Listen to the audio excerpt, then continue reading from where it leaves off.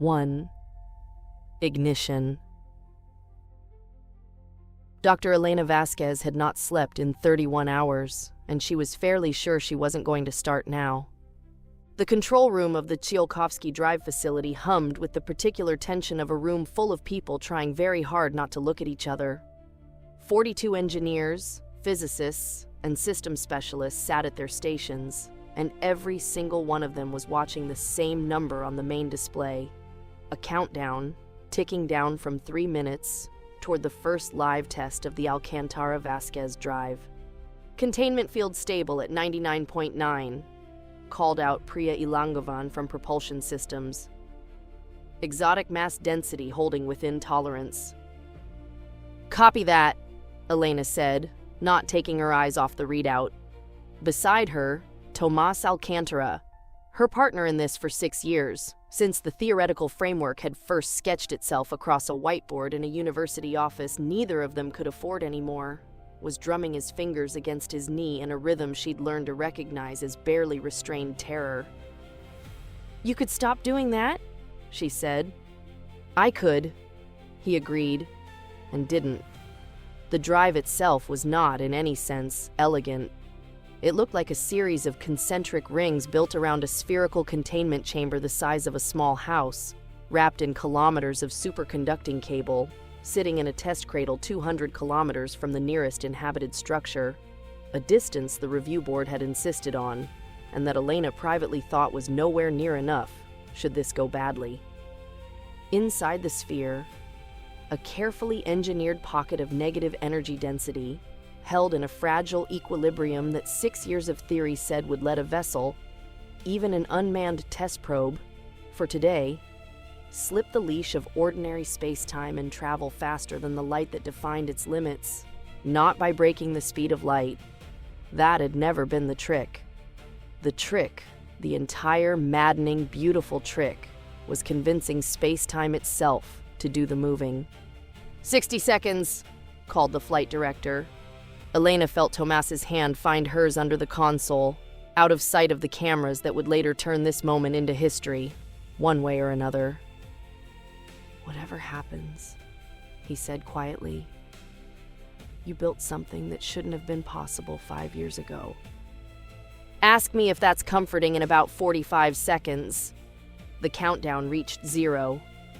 The probe, a stripped-down, sensor-laden vessel no bigger than a delivery van, carrying nothing living, only instruments and a very expensive antenna array, winked out of the tracking display's ordinary telemetry and into something the software had never had to render before, a trace that didn't move so much as relocate, in increments too fast for the eye, too fast for anything except the raw mathematics scrolling past on Priya's secondary screen.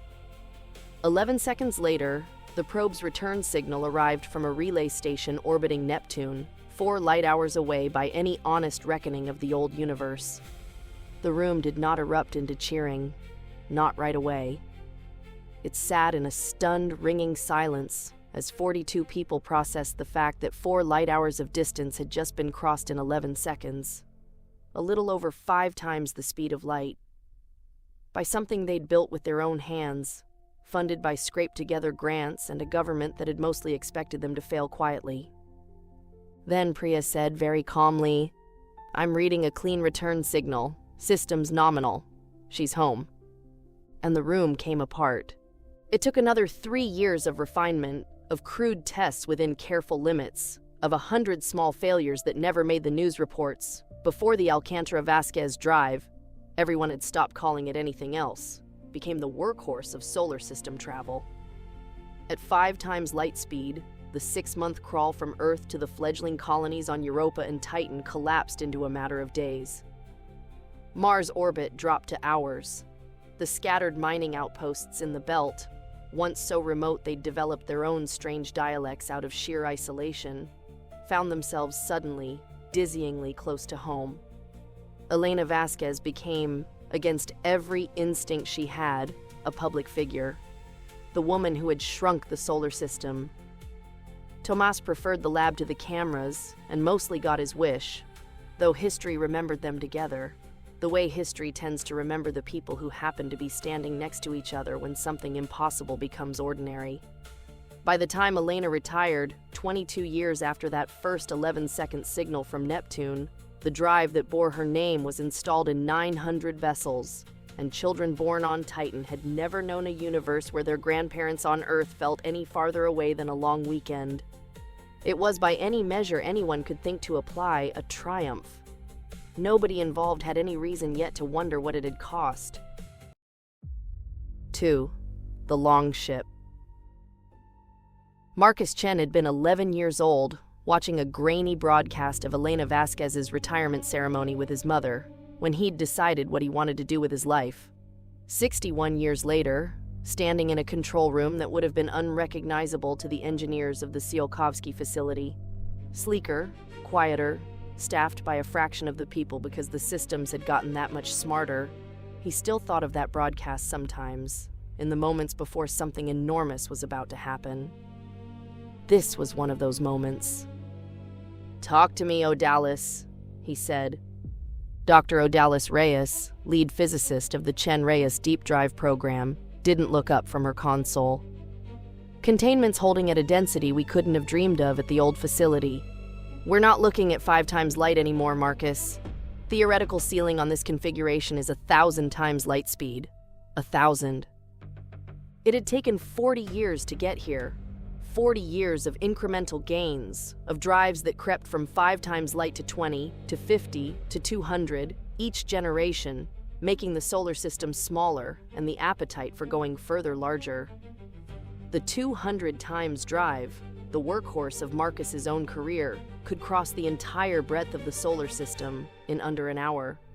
It had opened Kuiper Belt exploration, made the outer moons feel like suburbs. But it had also made something achingly clear. The solar system, for all its vastness, was a small pond.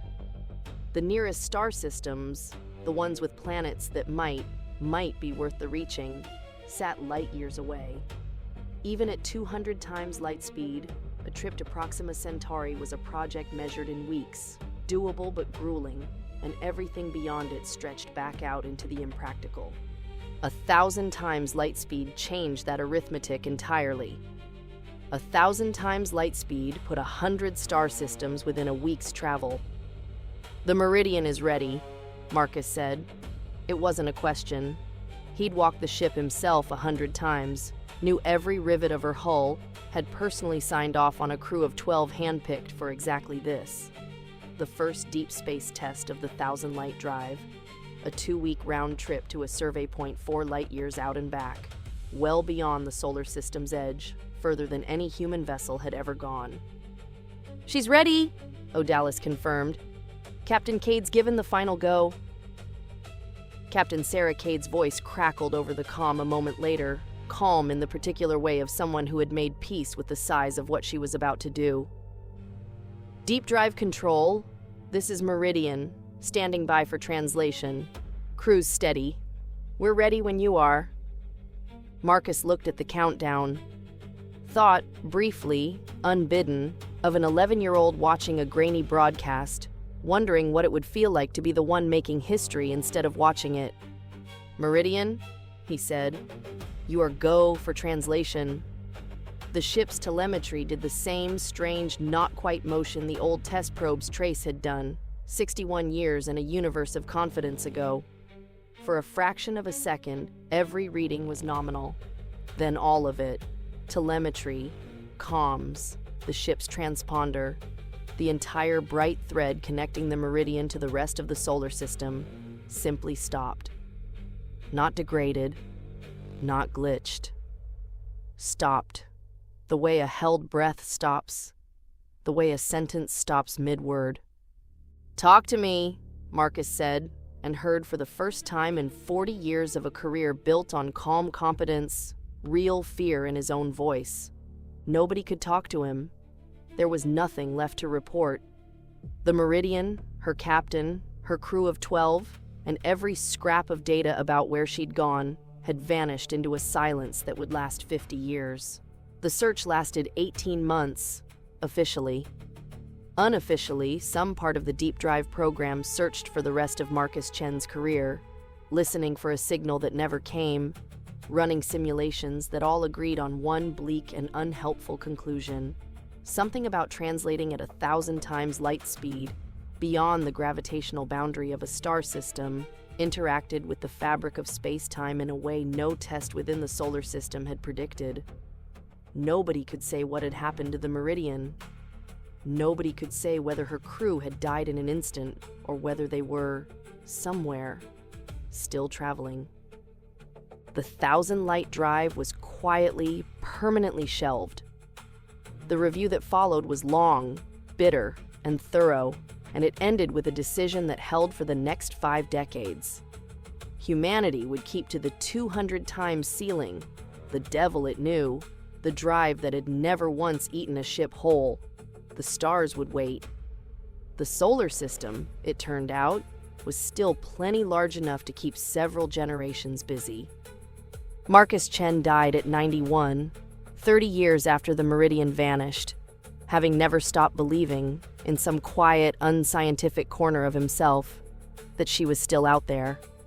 He was right. He simply didn't live to see it. 3.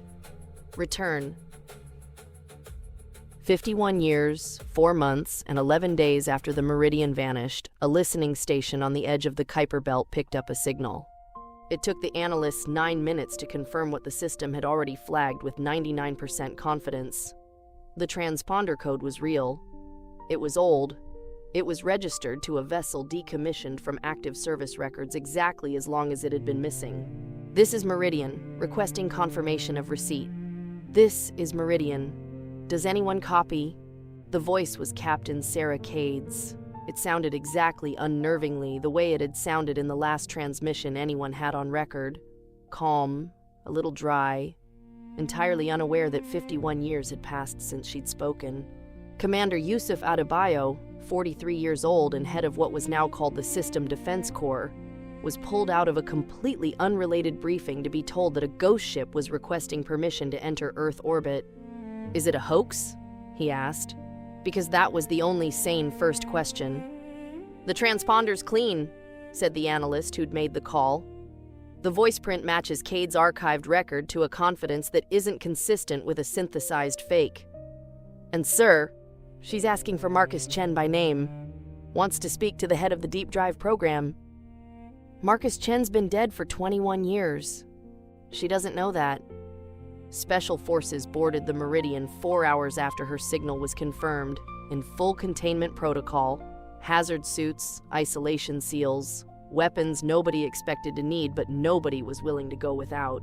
Commander Adebayo led the boarding party himself, because some decisions you don't delegate. What they found, once the airlock cycled and the interior lights flickered on, was ordinary. Disorientingly, almost insultingly ordinary. The Meridian's corridors were clean, her systems running, her crew of 12 gathered in the observation deck exactly where protocol said a returning crew should muster for inspection. 12 faces that matched, feature for feature, the 12 faces in the 51-year-old crew manifest. Not older. Not a single day older. Captain Sarah Cade stood at the front of them, and when she spoke, her voice carried the same dry calm the listening station had recorded hours earlier. "Commander," she said, reading the insignia on his suit with obvious confusion. "There's been some kind of miscommunication. We requested deep drive control. This is a 2-week test flight. We've been gone 11 days, by our clocks.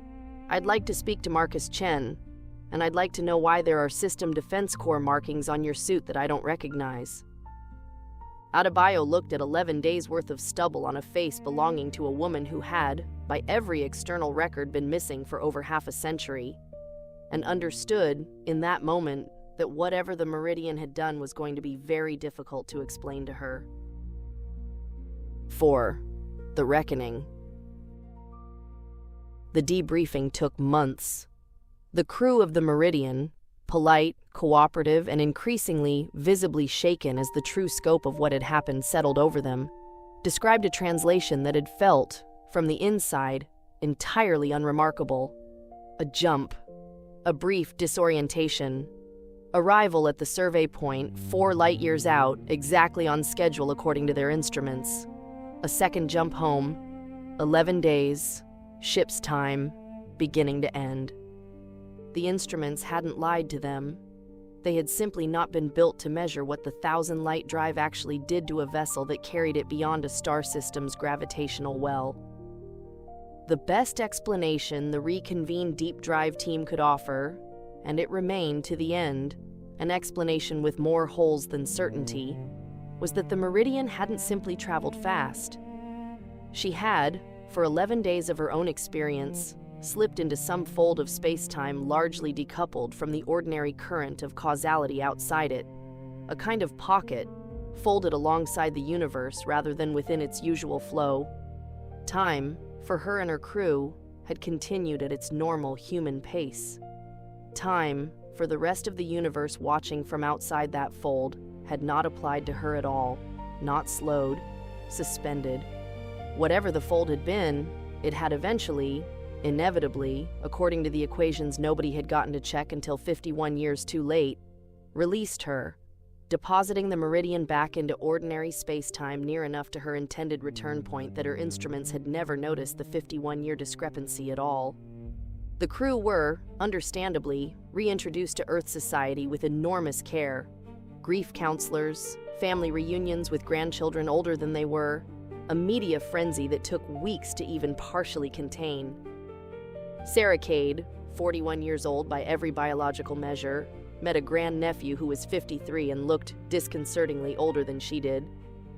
For 6 months, it seemed almost like the beginning of a strange but survivable new life. The crew adjusted, haltingly, to a world that had moved on without them. Sarah Cade gave interviews. 2 of her crew married partners they met during the long process of reintegration. There was talk, cautious and preliminary, of what the Meridian's survival might mean for the shelved 1,000-light program. Proof, however inexplicable, that a ship could go out and come back. Then, in the 7th month, the ship's engineer, a quiet, careful man named Iwo Baransky, began to age. It started small, a gray hair, a stiffness in the knees he hadn't had the week before. Within 10 days, what should have taken a decade happened in front of his doctors. His hair silvered fully. His skin lost its elasticity. His joints began to show the wear of a man in his 80s rather than his 40s. He aged 4 months' worth of change every single day, and the doctors, running every test they had, found no disease, no toxin, no cause they could name. His body was simply rapidly catching up, as if 51 years of unclaimed time had been waiting for him all along, patient as a debt collector, and had finally found him. Within a month, all 12 of the Meridian's crew were aging at the same accelerating rate.